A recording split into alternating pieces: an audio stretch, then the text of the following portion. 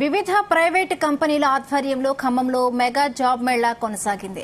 5,500 జాబ్లకు పెద్ద సంఖ్యలో నిరుద్యోగులు దరఖాస్తులు చేసుకున్నారు. రాష్ట్రంలోని పలు ప్రాంతాల్లో ఈ ఉద్యోగాల భర్తీ ప్రక్రియ ఉంటుందని యువజన సర్వీస్ అధికారి సునీల్ రెడ్డి, ఉపాధి కల్పన అధికారి శ్రీధర్ తెలిపారు.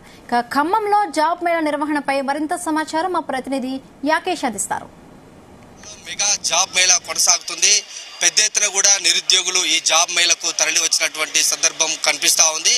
ఖమ్మం యువజన శాఖ, ఉపాధి శాఖ ఆధ్వర్యంలో కూడా ఈ జాబ్ మేళా కొనసాగుతున్నటువంటి పరిస్థితి. ఖమ్మం నగరంలోని సర్దార్ పెవిలియన్ గ్రౌండ్ లో ఈ జాబ్ మేళా కార్యక్రమం కొనసాగుతుంది. మనం చూసుకోవచ్చు విజువల్లో పెద్ద ఎత్తున కూడా యువత తరలి వచ్చి తమ ఉద్యోగాల కోసం అప్లికేషన్లు పెట్టుకుంటున్నటువంటి పరిస్థితి. దాదాపు అంటే తెలంగాణలో ఉన్నటువంటి వివిధ కంపెనీలకు సంబంధించి జాబులను ఈ శాఖల ఆధ్వర్యంలో నిర్ణయించారు. ఎన్ని ఉద్యోగాలు ఉన్నాయి, ఎంతమంది యువత రిజిస్ట్రేషన్ చేయించుకున్నారు, ఈ ఉద్యోగాల ప్రక్రియ ఎలా ఉండబోతుంది అన్న అంశాలకు సంబంధించి యువజన సర్వీసుల శాఖ అధికారి సునీల్ రెడ్డి గారు ఉన్నారు. సార్, ఎట్లా ఈ జాబ్ మేళను ఎలా నిర్వహిస్తున్నారు, ఏ కంపెనీలు ఇక్కడికి వచ్చాయి? తెలంగాణలో నూతనంగా ప్రభుత్వం ఏర్పడిన తర్వాత నిరుద్యోగులకి ఉపాధి కల్పించాలనే ఒక సంకల్పంతోనే రాష్ట్రంలో 65 కంపెనీలకు సంబంధించి 5,000 వేకెన్సీ పొజిషన్తో ఈ రోజున ఖమ్మంలో మెగా జాబ్ మేళాని ఏర్పాటు చేయడం జరిగింది.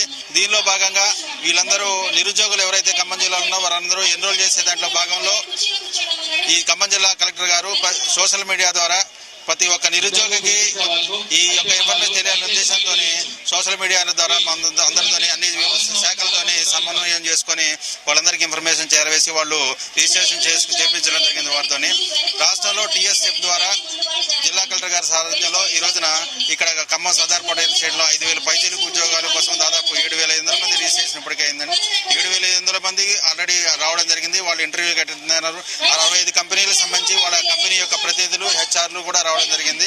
ఈ యువత ఈ యొక్క దీన్ని అందరినీ ఈ యొక్క సువర్ణావకాశాన్ని సద్వినియోగం చేసుకోవాలని చెప్పి తెలంగాణ యువజన క్రీడల శాఖ తరఫున మరొకసారి కోరడం జరుగుతుంది. అంటే ఉపాధి కల్పన శాఖ ఆధ్వర్యంలో కూడా చాలా జాబ్ మేళా కార్యక్రమాలు నిర్వహించారు. యువత పెద్ద ఎత్తున కూడా తరలి వస్తున్నటువంటి నేపథ్యం కనిపిస్తుంది. ఎప్పుడు నిర్వహించినా ఈ స్థాయిలో నిరుద్యోగులు తరలి వస్తున్నటువంటి సందర్భంలో వీళ్ళంతా ఇవాళ రిజిస్ట్రేషన్ అయిన ఈ జాబ్ వచ్చిన వాళ్ళంతా జాబ్ చేస్తున్నారు అనుకోవచ్చు సార్. సో దీంట్లో కూడా ఒకటి ఉందండి, మీరు మంచి క్వశ్చన్ అడిగారు. యాక్చువల్గా మేము మా శాఖ ఆధ్వర్యంలో కూడా అంటే మేము ఏం చేస్తామంటే నెలకు సింగిల్ కంపెనీతో పెడతాం. మనం ఇంత పెద్ద వ్యవస్థలు ఏర్పాటు చేయలేము కానీ ఒక్కొక్క కంపెనీతో పెడతాము. 10 మందికి వస్తే ఒక 5-6 జాయిన్ అవుతున్నారు. 50% అయితే జాయిన్ అవుతున్నారు. దాంట్లో కూడా ఎట్లుందంటే కొంతమంది నీడ్ బాగా ఉన్న వాళ్ళు ఖచ్చితంగా జాయిన్ అవుతున్నారు. నేను ప్రతిసారి కూడా మేము అదే రిక్వెస్ట్ చేస్తుంటాం, చిన్న ఉద్యోగం పెద్ద ఉద్యోగమా హైదరాబాద్ అని చూడొద్దు. మనం ముఖ్యంగా ఖమ్మంలో ఏముందంటే ఖమ్మంలో కావాలి, వీలైతే ఖమ్మం టౌన్లో కావాలనే ఒక అది ఉంది. కానీ ఉద్యోగం కోసం మనం ఎక్కడికైనా పోయి బతకాలి. చిన్నదా పెద్ద అని చూడకండి, ఎప్పుడు ఒకేసారి పెద్ద స్థాయికి పోలేదు.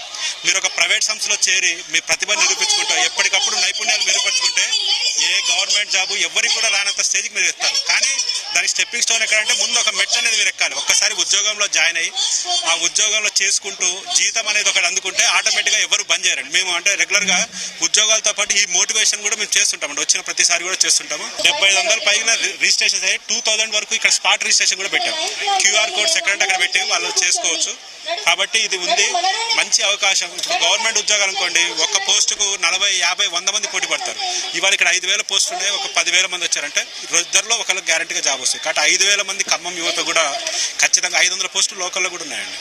కాకుండా ఏమవుతుందంటే బాగా చదువుకుంటున్నారు, చిన్న ఉద్యోగం చేయాలా ఇలాంటివి ఉన్నాయి. ఎవ్వరు కూడా చేయమన్నట్టు చేయండి, బట్ అక్కడి నుంచి మీరు గవర్నమెంట్ ఉద్యోగం ఇంకా పెద్ద స్థాయిగా మీ అర్హతల దగ్గర ఉద్యోగం తెచ్చుకోవచ్చు. ఎక్కువ రోజులు మనం పేరెంట్స్ మీద ఆధారపడితే ఏమవుతుందంటే బర్డెన్ అవుతుంది, మన మెంటల్ స్టేటస్ కూడా తగ్గుతుంది. కాబట్టి నేను అందరినీ రిక్వెస్ట్ చేస్తున్నా, వచ్చిన ఆపర్చునిటీ యూటిలైజ్ చేసుకోండి. తర్వాత మీరు భవిష్యత్తులో ముందుకు వెళ్ళడానికి అవకాశం ఉంది. అధికారులు చాలా స్పష్టంగా చెప్తున్నారు, వచ్చిన అవకాశాలను అందిపుచ్చుకోవడం ద్వారానే భవిష్యత్తులో మంచి బంగారు భవిష్యత్తుగా బాటలు వేసుకోవచ్చని చెప్తున్నటువంటి పరిస్థితి. గవర్నమెంట్ ఉద్యోగమే కావాలని లేదు, ఇలాంటి ప్రైవేటు రంగానికి సంబంధించిన ఉద్యోగాలను కూడా సంపాదించుకుంటూ ఒక్కొక్క మెట్టు ఎక్కుకుంటూ పైకి వెళ్ళొచ్చని కూడా చెప్తున్నటువంటి సందర్భం. అయితే ఇలాంటి అవకాశాలను యువత అందిపుచ్చుకోవాలని కూడా అధికారులు సూచిస్తున్నారు. కెమెరామెన్ శరత్తో యాకేష్, GTN న్యూస్.